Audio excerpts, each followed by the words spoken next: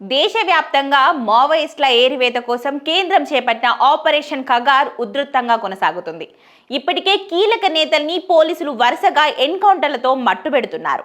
అదే సమయంలో భారీ ఎత్తున అరెస్టులు, లొంగుబాట్లు కూడా కొనసాగుతున్నాయి.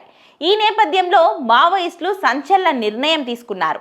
తమకు ఆలోచించుకోవడానికి సమయం కావాలని 15 రోజుల క్రితం ప్రకటించిన మావోయిస్టులు ఇప్పుడు సామూహికంగా లొంగిపోతామని ప్రకటించారు. మధ్యప్రదేశ్, మహారాష్ట్ర, ఛత్తీస్గఢ్ రాష్ట్రాలలో ఇప్పటికే కేంద్రం భారీ ఎత్తున ఆపరేషన్ ఖగార్ కొనసాగిస్తుంది. దీంతో మావోయిస్టులు ఆయా రాష్ట్రాల్ని వదిలి ఆంధ్రప్రదేశ్కు వచ్చి తలదాచుకుంటున్నారు. దీంతో తాజాగా మారేడుమిల్లి అడవుల్లో జరిపిన ఎన్కౌంటర్లో అగ్రనేత హిడ్మా సహా 6 మావోయిస్టులు హతమయ్యారు. అలాగే దేవ్జీ వంటి వారి ఆచూకీ ఇప్పటికీ తెలియడం లేదు. మరోవైపు ఏపీలోనే తాజాగా 50 మంది మావోయిస్టుని పోలీసులు అరెస్ట్ చేసి జైలుకు పంపారు. తెలంగాణలోనూ భారీ ఎత్తున మావోయిస్టులు లొంగిపోతున్నారు. అయితే ఇప్పటికే అగ్రనేతలు మల్లోజుల, ఆషన్న వంటి వారు ఆయుధాలు విడిచి లొంగిపోయారు. ఈ నేపథ్యంలో తాజాగా సమావేశమైన మావోయిస్టులు ఆయుధాలు వదిలేయాలని కీలక నిర్ణయం తీసుకున్నారు.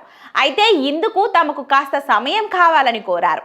ఇవాళ మహారాష్ట్ర, మధ్యప్రదేశ్, ఛత్తీస్గఢ్ ఎంఎంసీ జోన్ ప్రతినిధి అనంత్ పేరుతో ఓ లేఖ విడుదల చేశారు. ఇందులో తాము జనవరి 1న సామూహికంగా లొంగిపోవాలని నిర్ణయించుకున్నట్లు వారు తెలిపారు.